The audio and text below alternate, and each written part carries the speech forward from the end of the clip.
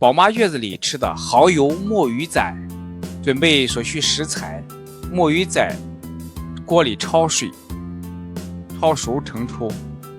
小青菜焯水，锅里煸香葱姜蚝油，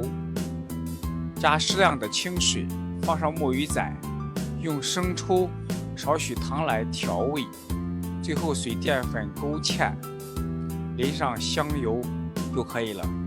此菜含有丰富的蛋白质、维生素等矿物质，帮助宝妈身体恢复。